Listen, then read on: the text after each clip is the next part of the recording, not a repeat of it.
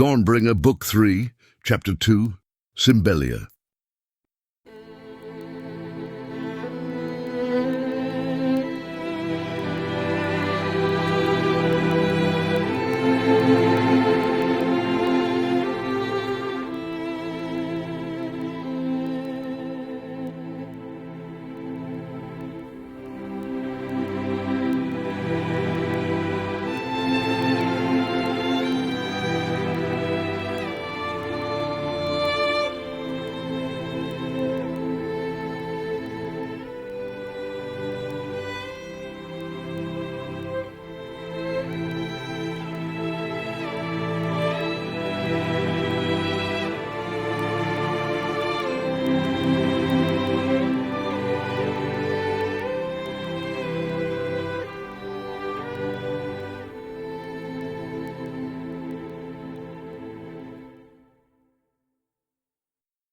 Morning dawns still and quiet, yet drenched in white, as both the earth and the sky are covered in a thick sheet of colourless moisture, the earth in snow and the sky in low-hanging clouds.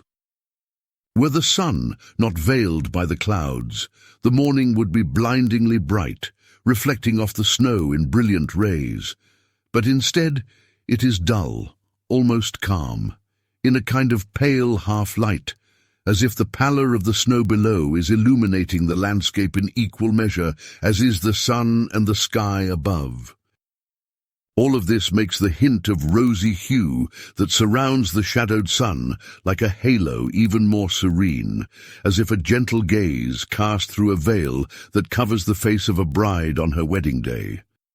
Or so it seems to Tiliana as she looks out over the landscape thick with trees, with mountains enfolding them on every side, and shivers in the bitter cold that her garb, her cloak, and her blanket are barely able to withstand.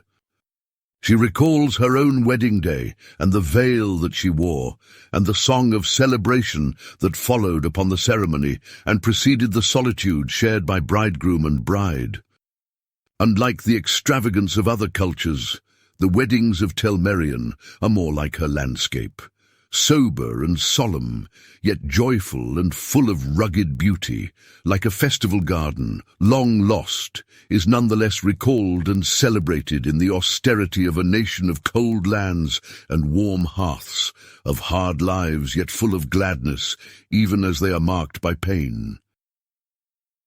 But Tiliana has lost so much of this now, and her heart still aches at the memory of the loss, an ever-present memory like a shadow of what had been but is no longer. As one turns from the light for but a moment and notices one's shadow following, so too the shadow of her family and the life that they shared, now gone, haunts her, and is there like a heavy weight of loss any time she turns her gaze from the fullness of the present moment. Indeed, it often intrudes on the moment, however occupied with other things she may be, like an encroaching darkness that suffocates the heart and drains it of all energy, courage, and life. And the path that they walk provides little distraction from the grief, in long days of silent walking with little change and few words exchanged. But the pit of darkness buried under the earth, enchained with no sight nor sound, but only the warm air of the hidden cavern and the anguished uncertainty of deliverance, this had been the worst. For here she gazed with naked eye unveiled into the depths of her loss and her pain, her anguish and her fear. And her courage had failed, and she had tasted the bitter drink of despair. Only the thinnest thread within her held on to the hope and desire of deliverance. And yet, despite it all, deliverance had come. Yet the scars remain. Tiliana notices the hunched figure of Eldarion sitting before the dwindling fire, his arms wrapped around his knees and his hood pulled tight around his face. Gathering up the furs that are wrapped about her, she joins him beside the fire. When he notices her, he looks up at her and smiles softly. "An early dawn, but cold," he says. "We shall be off soon, but I wish to give Rawlane a bit more time for rest before we depart. He was awake most of the night." Indeed, even if sleep is troubled for all of us due to the cold, I think we need to give our bodies whatever time for rest and recovery we may. She nods silently, and then he adds, How are you holding up? The trek is quite demanding, and I know that it has been a lot for you, not only physically but in the other dimensions of your being as well. The hiking is difficult. You are correct. she replies. Every day feels like more than I can give, and yet every day I am surprised that I remain on my feet until night falls and we stop to make camp. And as for the other parts, the scars linger, and it feels like, when I was in the pitch-black darkness of that horrible place, they were torn anew and deepened. Now I wonder. Her voice falters and falls silent for a moment before she forces herself to conclude. Now I wonder if they shall ever heal. Eldarion looks at her with tenderness in his eyes, but he does not reply in words for a long time. Instead, they direct their gaze to the flickering light of the fire as it struggles to remain alight with fuel that is quickly burning to ash. At last, he says simply, Perhaps indeed the scars will never heal, but maybe they can become something new or the occasion for something new. Shortly after this, the rest of the company begins to stir, whether they were asleep or not in the times preceding, and in only a quarter of an hour they depart. The day is brighter now, though a veil of pale grey hangs over everything, muting the colour of the trees, their pines and leaves peeking out from under a heavy curtain of snow. The ground itself is almost entirely formless, except for the rise and fall of the land and a few large boulders or fallen logs that emerge like mounds from the vastness of white, smooth, except for ripples where the wind blew strong against the accumulating snow and caused it to bank in formations, almost like waves at sea, frozen in an instant and turned to powder. As they walk, Tiliana holds Eldarion's words in her heart, trying to understand how these scars of grief and fear could ever be anything but a burden upon her heart, narrowing and suffocating. She glances for a moment at Eldarion, who walks near to her, and seeing the scars upon his own cheek, closed now but so deep they shall never entirely disappear, she realizes that his words sprang from experience and thought.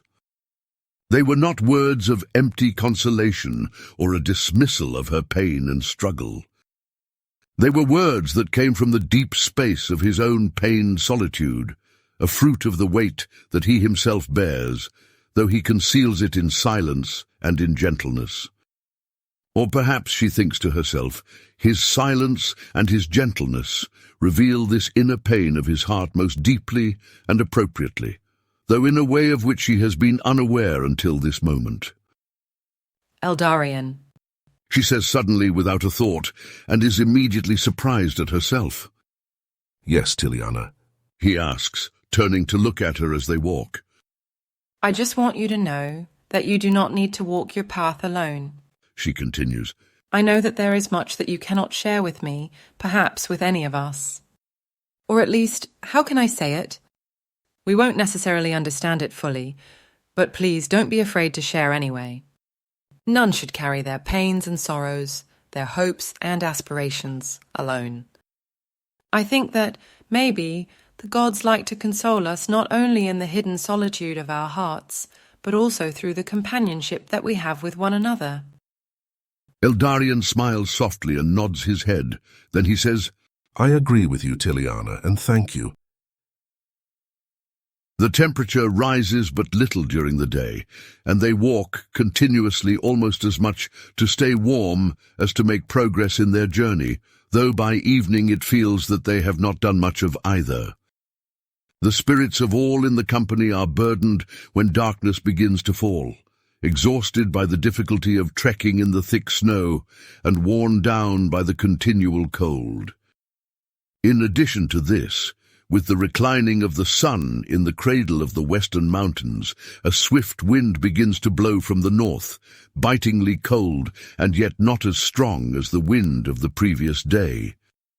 As they crest a ridge whose steep ascent they have just with much effort climbed, they find themselves looking down upon a wide and densely forested valley in the depression created in the arms of 3 mountains. Suddenly, at the sight of the woods cradled by mountains and flecked with snow and ice, a memory rushes upon Eldarian's consciousness so deeply and forcefully that he is unable to resist it. It feels almost as if the very presence of the forest, or something within it, summons forth from deep within him an experience long buried, though never forgotten. It plays out now before his mind's eye in its entirety in a matter of moments, and he must tightly shut his eyes in order to keep the tears from escaping from them. Why this here now? He thinks, trying to get a grasp on his emotions and his mind, and to return to the present. Gradually he returns to the present moment, standing with his 4 companions, looking out over the forested valley, though this is not due to his own efforts. Rather, it is as if the same current that carried the memory into his consciousness also veils it once again in his depths, though now in a way that its veiling does not hide it, but protects it within him and allows him to remain vividly aware of it, to tap into it at any moment. Orlane speaks, and his words draw Eldarian even further from his reverie, and he finds himself fully present again, almost as if the memory had never stirred at all. "It will likely be warmer among the trees of the wood than anywhere else," says Orlane. "Shall we not try to find shelter there for the night?" And so they descend, for the first time leaving what can be discerned of the path they have been following, as it winds its way along a ledge or outcropping of the steep mountain slope to their left. Instead, they take the shortest and straightest route through the snow toward the forest, steep and barren, until they enter into the embrace of the trees, thick and full. Immediately, they are enfolded by a dense silence, almost akin to being underwater, and they look at one another in puzzlement, for the stillness that envelops them now is not caused by the trees and the snow alone. The natural hush caused by such landmarks, by the interplay of thick trees and heavy snow, is accentuated and yet also surpassed by something else entirely. "Is this good or ill?" Ilmarie asks quietly, almost as if afraid to speak and disturb the silence. "We do all feel it, do we not?" questions Orlane, looking to the others, who nod in agreement. Their movement has now been halted as they stand still, listening as if to hear some secret voice echo in the silence of the wood, or perhaps to see some vestigious figure emerge from the deepening shadows of twilight to greet them, or perhaps to attack them. But as the minutes pass and nothing occurs, Eldarian, in the lead, begins to move forward again. "What says your heart?" Syrian whispers, in answer to Elmarie's prior question about the good or ill of the something that has welcomed them upon their arrival. She turns and glances at him for a moment and says, "I do not know yet." I feel comes the voice of Eldarian ahead of them. I feel that all of my heaviness is being drawn out of me like affection from the heart, or poison from a wound. Yet for what purpose, I do not know. It is just being elicited. Elmarie closes her eyes and draws in a deep breath, leaning back her head slightly as if listening deeply. Only a moment later, she opens her eyes again and says, "Yes, that is exactly it. Something or someone here wants our pain, our struggle, our loss, and I do not think to use it as a tool against us. No, rather this force feels almost—" "The inverse of the Lord of Nightmares," concludes Orlane. Elmarie looks at him and laughs. "Precisely," she says with a smile. "I do not think we have anything to fear." I do not think so either. Tiliana says, but then adds, It is hard to trust as we walk into the unknown. Should we proceed deeper into the forest, or make camp here, or even stay on the outskirts? What do you think, Tiliana? Eldarian asks, turning back, though the air has now deepened into a darkness so rich that it is almost impossible for them to see one another's faces. She begins but pauses. I feel safe here. This darkness and this silence both are welcoming, not dangerous. Then let us proceed. And so the company continues deeper into the woods, dense trees surrounding them tightly on either side, but leaving just enough space ahead for them to progress. As night fully descends, the forest sinks into the complete darkness of night, not a pitch-black darkness, but rather a subtle veiledness that feels more like a full saturation of color, deeper than the eyes can take in, rather than a lack of color, as if all the essences of color in the world were poured together into a single hue of utmost intensity. And thus, through the darkness, they sense light, almost like if their eyes were keen enough and their hearts alive enough, they would be able to see in the dark and through it to a deeper light that never ceases to shine and to illumine all things, like a center point of white-hot intensity from which all colors find their origin and to which they return, and in which, indeed, they exist in their eminent fullness beyond the partial imperfect expressions with which they are encountered in this world.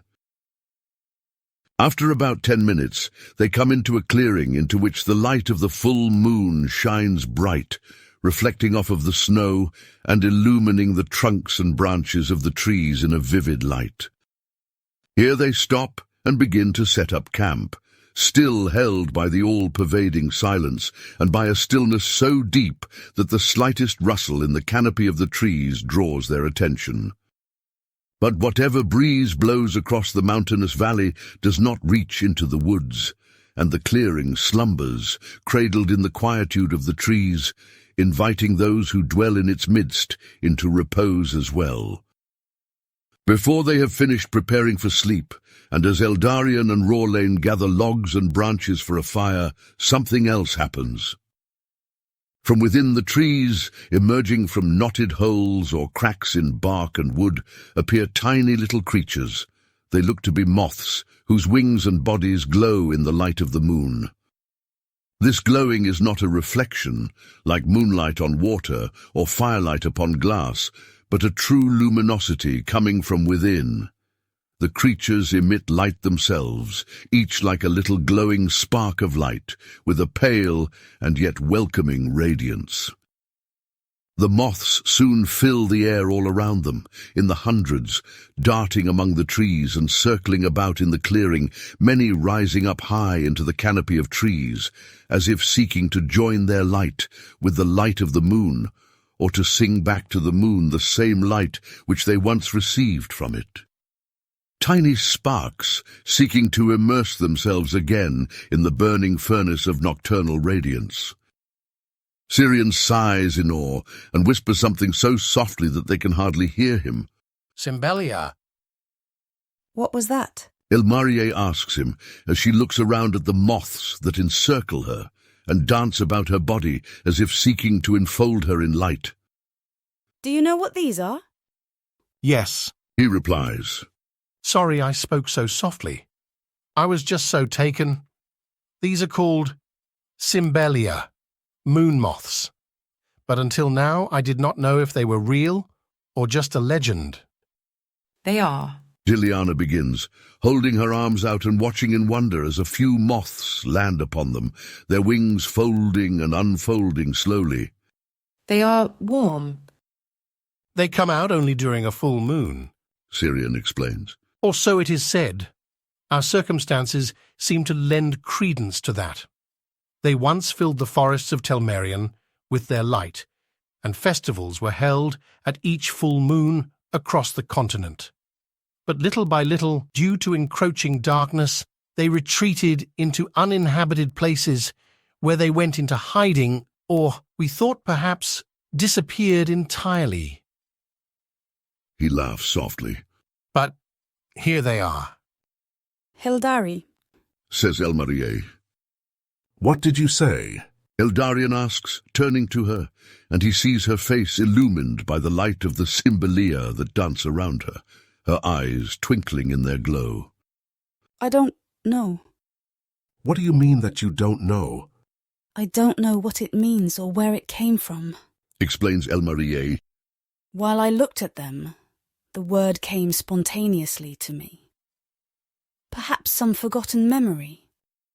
It means Hiliana's gift in the ancient tongue, Says Eldarion. You know ancient Telmeric. Syrian asks, stepping closer and joining their conversation. Not perfectly. Eldarion answers. But the mentor of my youth, a man named Aiden, taught it to me. Fascinating. Replies Syrian.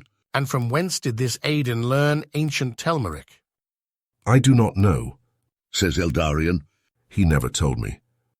So what does Symbelyia mean? Syrian asks. I know much of the language myself, but it seems not as much as you, and I do not recognize the etymology of the word. I do not recognize it either. Perhaps it has a different origin. At this moment, the moon crests the tops of the trees and shows her face clear and full above the clearing, bathing them in her cool light. Joined with the luminescence of the Symbelyia, the dense forest now glows in a light bright enough for any activity. It is a night full of radiance. But as the tiny dancing moths, glowing and emitting warmth, receive the full light of the moon, something even more incredible happens. They begin to sing, or at least music emerges from them, like vibrations from the bow of a fiddle, or sound from a flute filled with air, or reverberations from the plucked strings of a lyre or harp. And indeed, the sound that washes over the company as they stand in the midst of the dancing and singing moths is unlike anything that they have heard before, and yet also like everything that they have ever heard, only richer, fuller, and more beautiful. Swelling like waves crashing against the shore, and yet gentle like a caress upon the cheek, the sound engulfs them and permeates their beings, touching the tension and fear within them and easing it spontaneously, easing it so gently and so subtly that the change within them is almost imperceptible, even though so radical and so evident. I think we have found the force that was inviting us, Whispers Eldarion, and as he speaks, all of the companions realize that his voice echoes not as a disturbance of the music, but rather it is taken up into it and woven into its fabric, enhancing and deepening it, even as being ennobled by it. And so he continues, with awe, but also with confidence. She wished for our vulnerability, so that she could serenade us with her sweetness and give us rest. Warmth, solace, light. We shall be safe here until the morning. As they all recline for sleep, forsaking for the first time since departing from Ristfand, both a campfire and the night watch, Eldarion looks up at the starry sky visible in the space between the trees above them. The moon moths continue to dance and sing softly, and the air surrounding the company of travelers is comfortable, not cold, despite the bitterness of night that falls upon the mountains. Surrounded by the gentle light of the Symbelyia, all the while looking at the distant stars glimmering in the sky, Eldarion has the sensation that he is not only observing stars but surrounded by them, that the moths are like a firmament surrounding him. Only one other time has he had a similar experience, though to call it similar is inaccurate, as it was far different in its nature and its origin than being surrounded by the gifts of Hiliana. During his time in the city of Brug Hill, he had visited the Great Observatory, a large complex that was advanced in the science of astronomy. Through the use of specialized optical devices, a theory had been developed that the Earth, Yerendal, was not indeed a flat surface, but a round orb, circling in an immense space filled with stars and even other orbs, though different than their own, unable to support life of lungs and heart. And the center of this perpetual movement was the sun, which was called of Old Elder. Perhaps Eldarion was indeed named after the sun, though this he does not know for sure. From the little that they had discovered, the astronomers at the great observatory had built a model of what they called the harmony, a device that, run by a simple watermill, caused orbs and stars to orbit around a brilliant torchlight in the center, Elder, the sun. On his visit, he had been given a tour not only of the precincts, but of the harmony. All lights had been extinguished and windows heavily curtained, and the stars and the sun ignited until the room itself was filled with the flickering lights of model stars and with orbs circling ceaselessly around a burning light that remained unmoving in the center, illumining all. This small model, born of a frail and budding science, had stirred profound wonder in Eldarion's heart, and he had realized that, though he had assumed that Yerendal was the center of the circle of stars and sun, he now came to believe that the center of all was Elder, whose face nonetheless shone upon all, giving warmth and light. But the science went only so far, and only revealed so much beauty.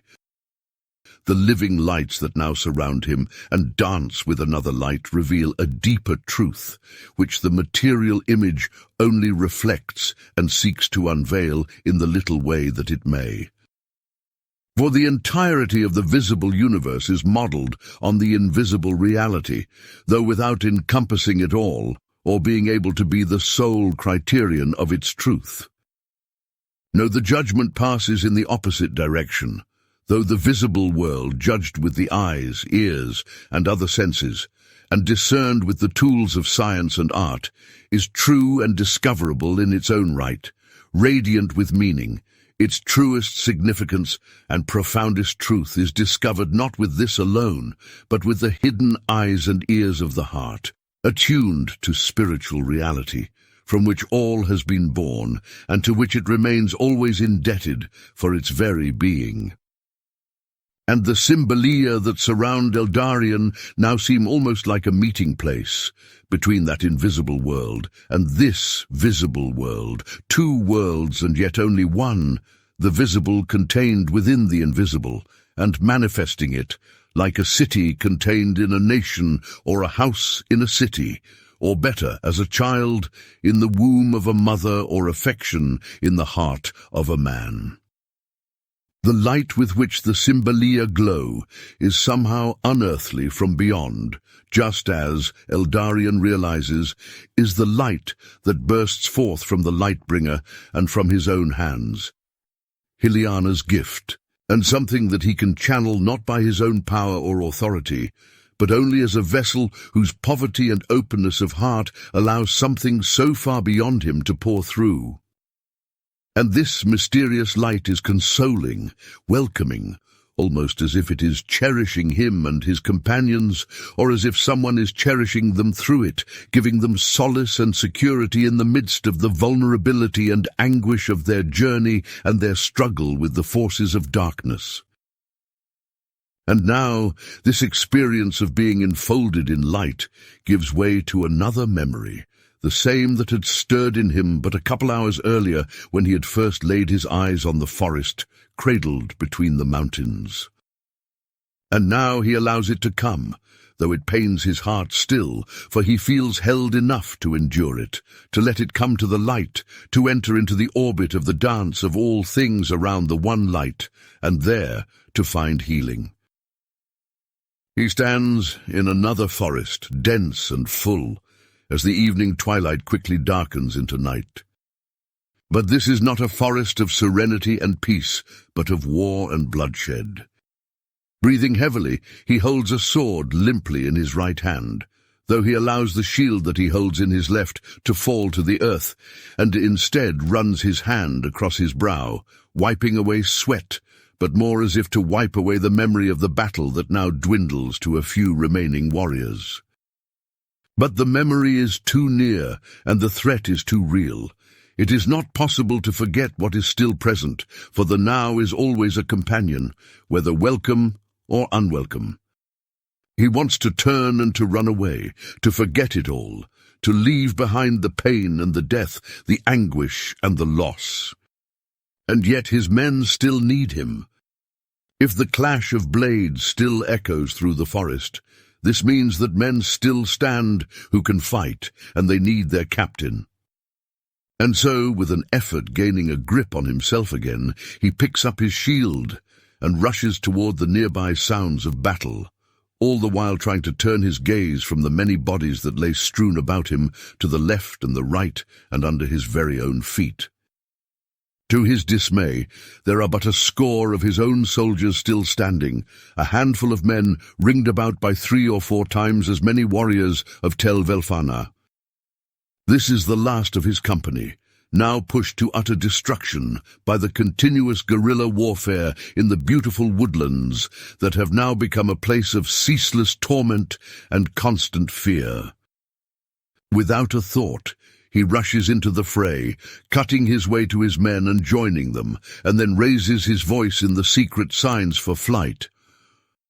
With no hope of victory, they are to attempt escape in order to join up with another company of soldiers and to enter the battle anew under more favorable circumstances. But shall it even be possible to escape when so deeply outnumbered and when ringed about by the very proximity of the enemy? No, Eldarion does not think that it is possible, but there is no other choice. It is precarious flight or certain death, for the people of Tel Velfana are not in the practice of taking prisoners, and surrender is frowned upon among the forces of the Empire of Valyria. But if they try to flee, they shall certainly all be slain, shall they not? But there is no time for thought or deliberation. With a shout of intermingled courage and fear, Eldarion thrusts his way forward in the same direction from which he has just come, but in which enemy warriors are quickly closing about them.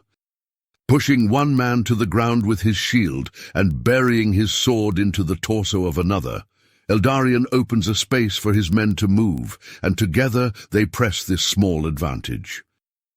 Wujek is immediately at his side, his second in command, his notched sword in one hand, and a spear of the enemy in his other hand, which he must have taken from the ground. His face is bloodied, and a deep gash cuts across his forehead, but he nods quickly to Eldarion as together they press forward at the vanguard of their men. But cries of pain sound from behind them, and they know that the forces of Tel Velfana are closing in from that side. I shall cover our rear, Eldarion. Wujek cries. Continue pressing ahead. Perhaps some of us shall break free and find refuge in the wilderness. Before Eldarion can open his mouth, the man leaps back, weapons a flurry of movement before him, and he tries to carve his way to the rear of their small company.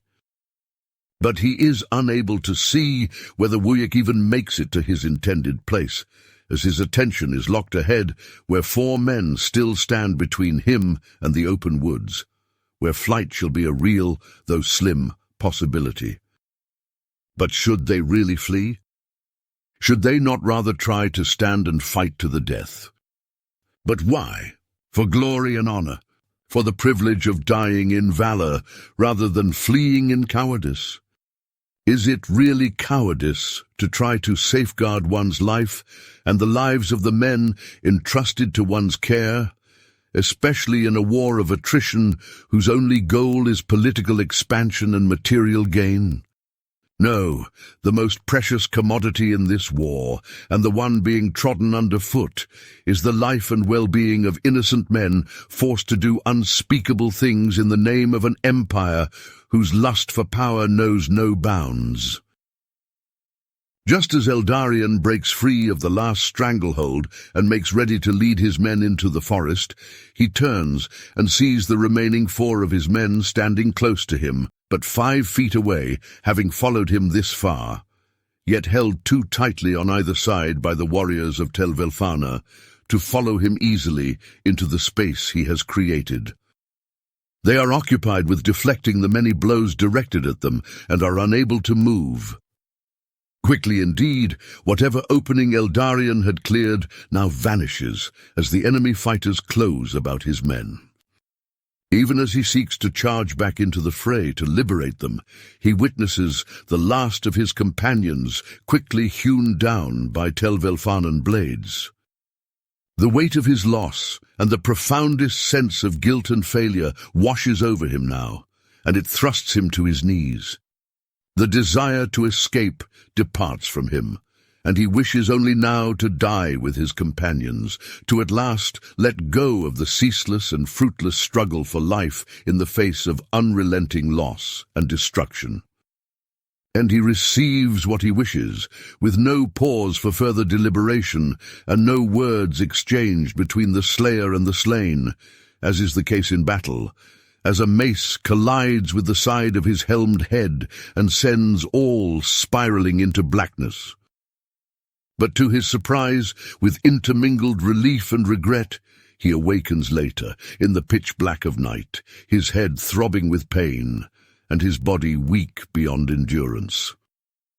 The forest is silent now, utterly silent but for the whisper of wind in the trees, and he knows that he is alone in a battlefield littered with the bodies of the slain.